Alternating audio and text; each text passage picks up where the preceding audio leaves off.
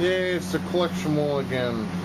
I told you I'd be doing Dreamcast sooner or later, and well, here's my Dreamcast collection. I got two piles here. It's a remotely big collection. We'll get through it as best we can. This is Tennis 2K2. I like the first virtual tennis game, and I thought this game would be equivalent as good as that one is, but unfortunately the computer is way too cheap to beat, and I don't consider this to be a good title in the slightest. But you gotta commend Sega for one thing, and the disc is a tennis ball. I don't know who this bitch is on the cover, but both of them are uglier than hell. I have shits in the toilet that look better than that. And no, I will not show my shit ever. Okay, this I really don't have an official cover for. I bought this at Game Crazy for $2. But just to show it's real. Better than the PlayStation 1. Has better frame rate and control. Fantastic game. I love the Soul Reaver game. Or the Legacy of King games. Sorry.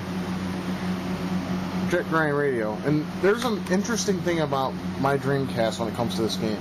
As you can see, it is an official disc, but I have to, because you can see the boot rings and whatnot, you have to use a boot disc from the Dreamcast community to get that to work. Unbelievable, huh? Yeah, I don't have an official case for this one either, but this is Echo the Dolphin. Beautiful game, but terrible. It's not even fun to play. I don't know what Sega was thinking when they made Echo the Dolphin for the Dreamcast, but it is completely, horrendously terrible.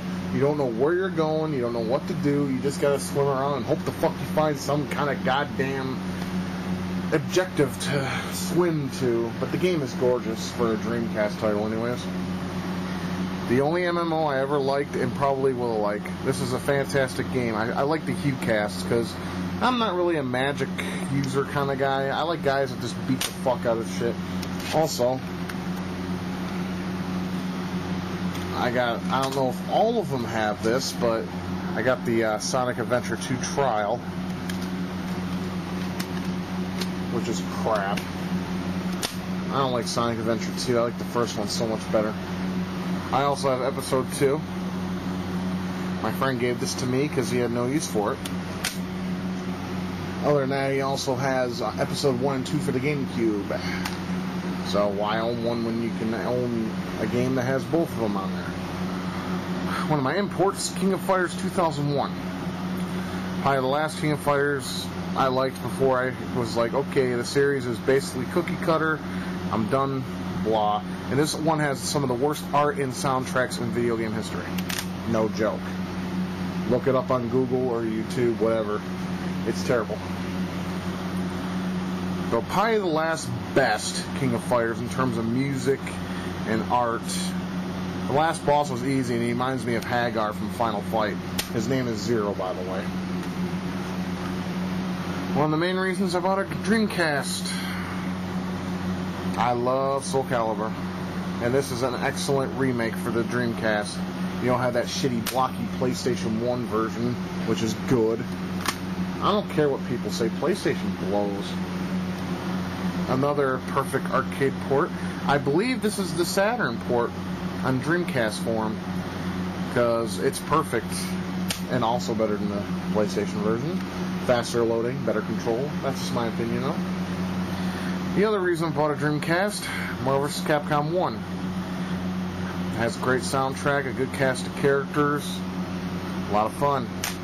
Has a better soundtrack than the second game, which I cannot stand for the life of me. This is a surprise. I never got a chance to play this online, but the single game is fun. And there's actually real-time voice chat you can do, as it says right there in the box. So, right there. Yeah. It's a tank game, and you go around shooting shit. It's kind of like, I want to call it Battle Tanks for the Dreamcast. Very fun game. Probably the best launch title on any game system next to Soul Calibur. This was definitely a beautiful game, especially in a CG. It's a very good game, but probably the most difficult Resident Evil games to date. The first game I purchased on the Dreamcast for $20.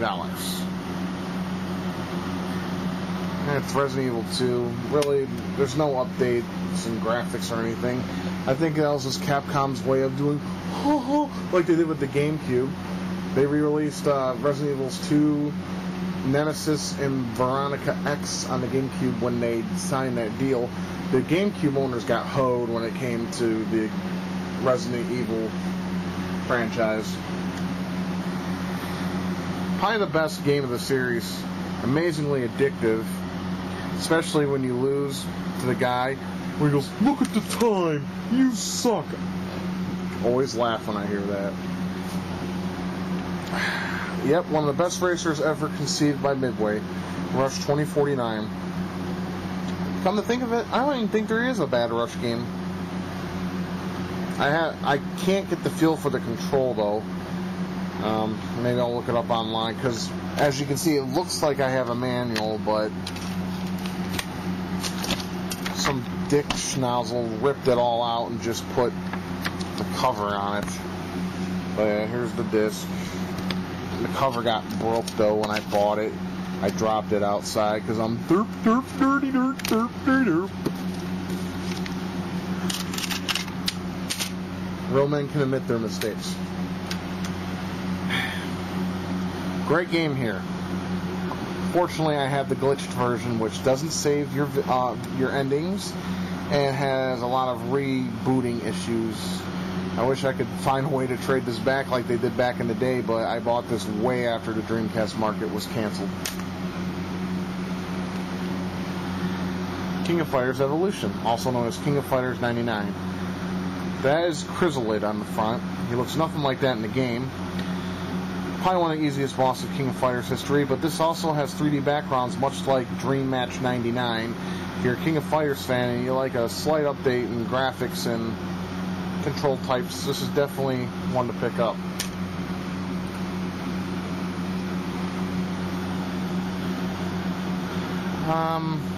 What should I say about Evolution? Well, it's a JRPG and it's a dungeon crawler. You basically go around in dungeons aimlessly and you gain levels up to the point of losing your mind. The game gets very boring within the third ruin, but if you like, Japanese games, Japanese RPGs and simplicity, that's good to pick up, I suppose. I beat it not too long ago, and it was a good ending for what it was, but not worth the tediousness of it all. Okay, now you see I own the game, but here's the catch. It's burned. I would never buy this game because it's not worth the price. Not only that, the music is terrible. And the game is unbalanced. You use cable, you can win against any character in the game. Best Sonic game ever in 3D. I love the soundtrack. I hate Big the Cat, I will admit that, but to see how all the quests combine into what the story revolves around makes it truly a wonderful game to play. And it has good music, also a great launch title. And unlike Nintendo, they don't know how to release Mario's in their launch games anymore. Instead, we get Luigi's Mansion with the GameCube, which was fun. Terrible. Absolutely terrible. Why did I buy the game? I thought it'd be cool to have a Tomb Raider game for my Dreamcast. Little did I know this game was complete and utter garbage. But, because I played the demo and it was actually kind of good. But when you get further in the game, it's terrible. I don't know what Eidos was thinking with this game. It's terrible. Absolutely terrible. I don't know who drugged motherfucker made the game, but they need to be shot in their sleep. And here's the demo I got with my Dreamcast, and I barely ever played it, because most of the games I either have or don't care to own. Plasma Sword. Well, this is known as Star Gladiator 2 in Japan. This game is mediocre at best. I mean, the graphics remind you that of PS1. The control scheme is a little blah, and the combo system is very weak. Capcom don't know how to do 3D games in terms of fighting very well. Street Fighter 4 may be 3D looking, but it's 2D. Yeah. But this is a favorite among some fans of Capcom fighters. I decided to give it a try. I was a little disappointed, but whatever. It's fun to play once in a great while. Okay, newsflash.